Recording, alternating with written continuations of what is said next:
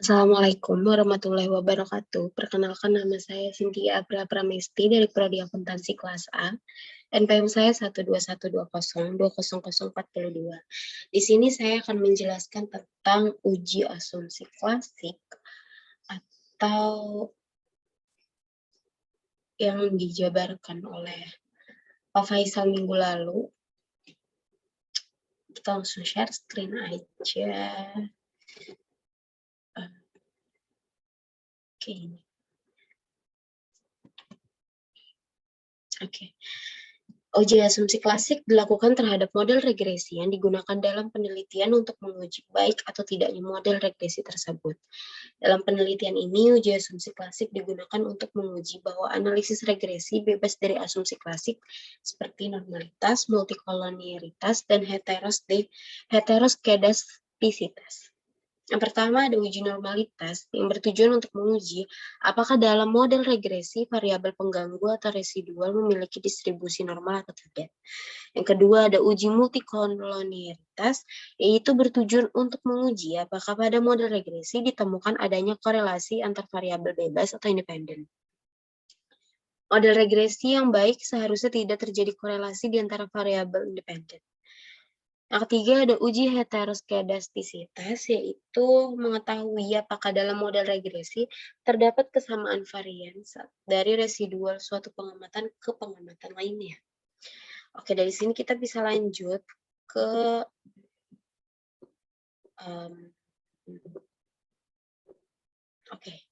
pengujian simultan atau uji statistik F. Menurut Ghazali menyatakan bahwa pada dasarnya uji statistik F menunjukkan apakah semua variabel independen yang dimasukkan dalam model mempunyai pengaruh secara simultan atau bersamaan terhadap variabel dependen. Kita bisa lanjut lagi ke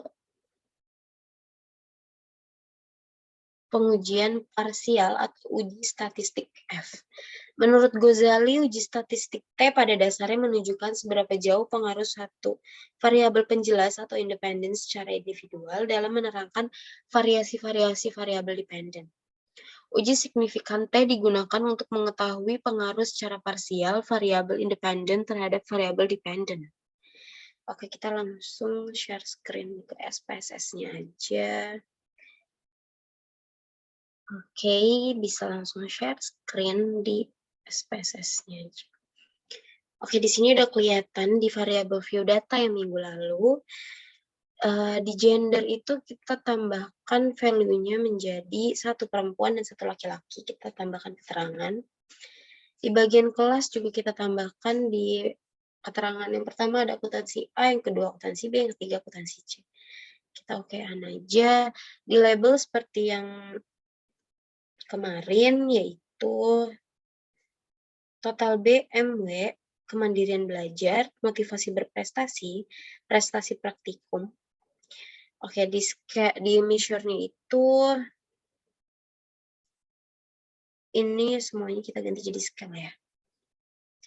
Oke, kalau udah kayak gini,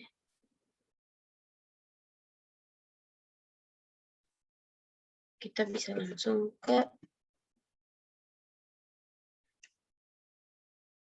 kita analyze, kita cari uji normalitas, uji asumsi klasiknya aja. Kita ke regression, ke linear. Di sini di dependent kita masukin yang prestasi praktikum. Yang independen kita masukin yang kemandirian belajar, sama yang motivasi berprestasi. Kita langsung ke statistik. Kita checklist yang collinearity diagnostic, kita continue, kita ke plots. Di variabel Y kita masukin yang spreadsheet. Di variabel X kita masukin yang spread. Kalau udah kita continue, kita ke save, kita checklist yang unstandardized, kita continue, lalu kita oke. Oke, kalau udah kayak gini, di sini kelihatan ya semuanya. Tapi ini belum semuanya, kita harus cari uji normalitasnya dulu. Jadi kita langsung cari aja, biar nanti kejelasannya jadi bareng aja. Kita ke ininya lagi, ke datanya lagi, kita buka analyze. Ke non-parametric test, kita buka yang legacy dialog. Kita ke sampel QS. Kalau udah kayak gini, kita tinggal masukin yang unstandardized ini aja. Kita masukin ke tes variable list, kita langsung okein aja. Oke, kalau udah kayak gini, kita ke output dulu. Oke, kalau udah kayak gini, di sini udah kelihatan ya. Di sini ada variable insert remove, modul summary, ada ANOVA, ada koefisien, ada collinearity diagnostic, ada residual statistik. Di bagian tabelnya di sini ada scatter plot, di sini ada n-part-test. Kita jelasin ini dulu. Di sini ada uji normalitas. Untuk mengetahui cara membaca atau menganalisis data dari uji normalitas itu caranya gampang. Di sini kita bisa lihat nilai signifikan tooth health-nya itu 0,74. Bisa kita tahu kalau misalkan uji normalitas tooth health-nya itu lebih dari 0,05, maka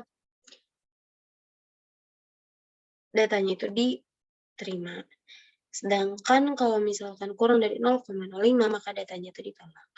Di sini kita bisa lihat bahwa datanya itu lebih dari 0,05, yaitu 0,074. 0,074 maksudnya. Maka datanya diterima. Seperti itu. Kita bisa lanjut untuk mencari data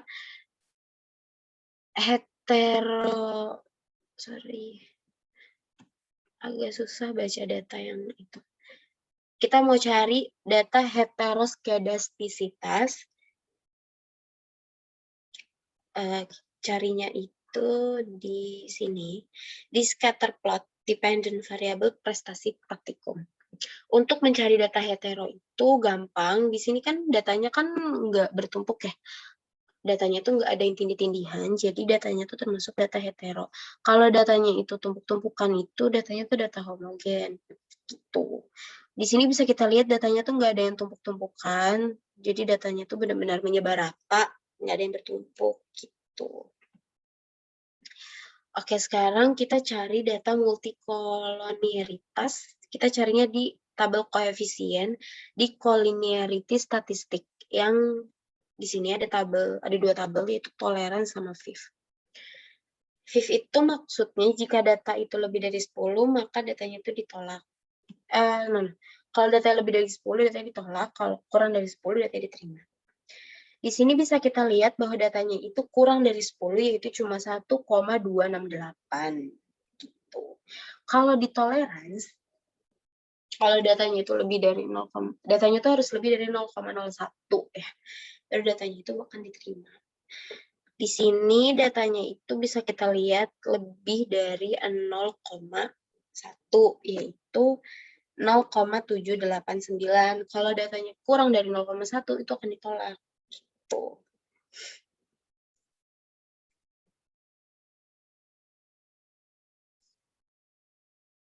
Oke, kita lanjut untuk mencari data koefisien determinasinya. Kita buka outputnya lagi. Oke. Kita bisa lihat di tabel yang model summary ini. Di tabel yang R-square. Di sini kalau kita bisa lihat, data di R-square itu ada 0,542, atau kalau kita jadikan persen itu berarti 54,2%. Yang artinya data motivasi berprestasi sama kemandirian belajar itu berpengaruh sebesar 54,2% terhadap prestasi praktikumnya di sini ya. Gitu. Jadi kalau misalkan kita mau menganalisis data koefisien determinasi ini, kita bisa lihat di R-square-nya. Kita lihat bahwa nilainya atau datanya di sini itu ada 0,542, yang artinya data motivasi berprestasi atau total M dan total B itu berpengaruh sebesar 0,542 terhadap prestasi praktikum, seperti itu. Sekarang kita bisa cari data. Oke, ini. Sekarang kita tinggal cari data statistik F-nya. Oke. Oke, di sini kita bisa lihat datanya. Di signifikan ANOVA ini kita bisa lihat di sini nilai signifikannya itu 0,000.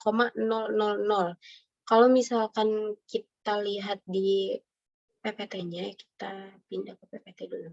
Oke, di sini pengujian simultan uji F-nya itu bisa dilihat jika nilai signifikan kurang dari 0,05, maka model penelitian dapat digunakan. Kalau misalkan nilainya kurang dari atau lebih dari 0,05, maka model penelitian tidak dapat digunakan. Bisa kita lihat di SPSS-nya tadi, di sini, bahwa nilai signifikannya itu 0,000 yang artinya kurang dari 0,05, maka datanya itu dapat digunakan karena kurang dari 0,05. Kalau misalkan lebih, datanya tidak dapat digunakan. Gitu. Sekarang kita lanjut untuk menguji parsial uji tek.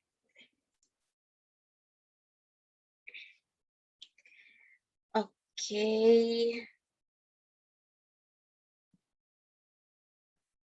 Sekarang kita ke SPSS-nya lagi, kita buka output yang balik lagi kita ke koefisien, ke nilai signifikannya sama nilai B yang unstandardized coefficient. Jadi di sini itu kita bisa lihat nilai signifikannya itu 0 semua ya. Oke, kita sekarang ke PPT-nya lagi, biar kita bisa tahu. Oke, di sini bisa dilihat jika nilai signifikan kurang dari 0,05, maka variabel bebas berpengaruh signifikan terhadap variabel terkait. Yang kedua, jika nilai signifikan lebih dari 0,05, maka variabel bebas tidak berpengaruh signifikan terhadap variabel terkait. Jadi bisa kita lihat di sini, di output-nya, nilai signifikannya itu 0,000, yang artinya kurang dari 0,05, maka variabelnya itu bebas berpengaruh terhadap variabel terkaitnya, gitu. Jadi, kalau misalnya kita bisa lihat di sini, kalau misalkan variabelnya itu lebih dari 0,05, maka variabelnya itu tidak bebas berpengaruh terhadap variabel yang lain. Nah, jadi variabel yang bebas berpengaruh itu maksudnya dari yang kemandirian belajar sama motivasi berprestasi itu ternyata bebas berpengaruh terhadap prestasi praktikum karena nilai signifikannya itu kurang dari 0,05. Seperti itu. Oke. Mungkin itu saja yang dapat saya sampaikan. Jika ada kurang atau jika ada salah-salah kata dalam penyampaian saya mohon maaf. Kurang lebihnya mohon maaf. Wassalamualaikum warahmatullahi wabarakatuh.